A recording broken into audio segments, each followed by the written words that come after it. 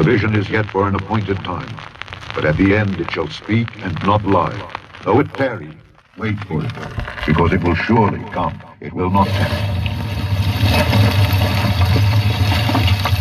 Wave your hand over a computer code scanner at the grocery store checkout counter and your bill is deducted from your checking account. The technology to accomplish this feat is already here. One idea is to put the microchip in your hand instead of using a credit card. And all you have to do is run your hand over a scanner and they know your ID number. A microchip about the size of a grain of rice implanted into their skin. The technology is used to replace credit cards and cash. All money is to be in those stations, right? There'll be no more cash. You won't be able to live without it. All your money is going to be in that station. It's going to be a cashless society. The system eventually is going to be developed in such a way that you have to be within the system to conduct any business. If you're outside of that electronic system, you are locked out of everything. You can't buy food.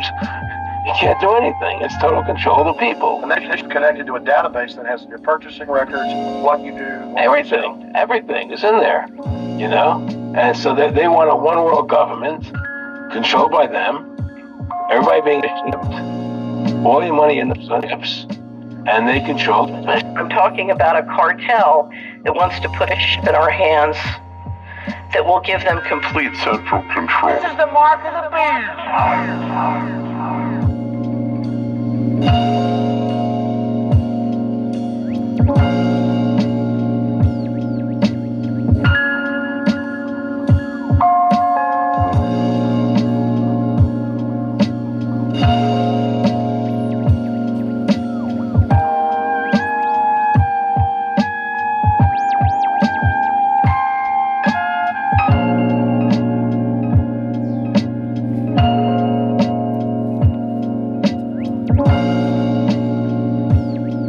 RFID, as you may know, is now converging with payment devices. We've got a couple 100 million RFID-enabled credit cards that have already been issued around the globe. What this means is that payment stations, what the industry calls POS or point of sale terminals, what we would call a cash register, are now being equipped all over the globe with the ability to, if someone were to choose to do this, to pay with simply a wave of your hand or just pressing your hand to the reader device. The technology is the same. The RFID chip in a credit card is essentially the same device that you can put into your right hand, and I believe Emil Grafstra is going to be talking to us about having a chip in his hand. So the infrastructure is being built in order to do this. When I say it's the same technology, it operates on a slightly different frequency. There's a couple of technical things that would need to be tweaked in order to retrofit this to accommodate an implantable microchip. It could certainly be done.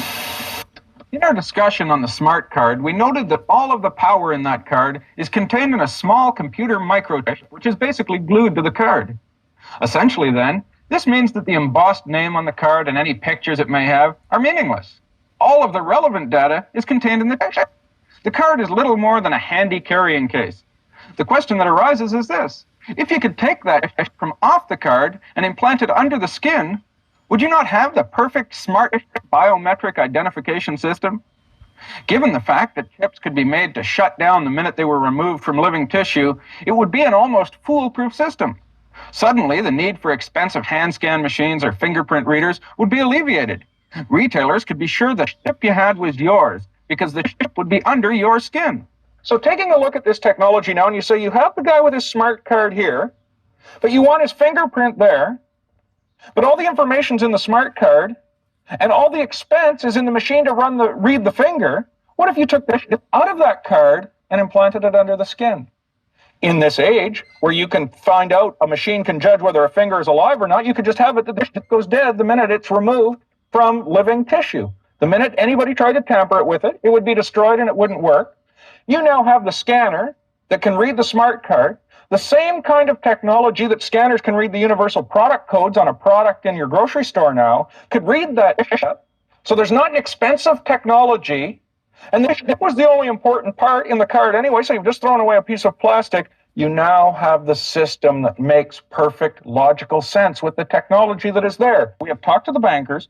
We've talked to the smart card developers. We have talked to, if you think of David Chom, who we talked to, who's in charge of setting up the cashless system, conditional access for Europe system, which will be a cashless system to run a test within the next 2 years. And we have heard that all of their motivation is there. So we know that that is factual. This is not something that we're telling you. These are the actual people talking.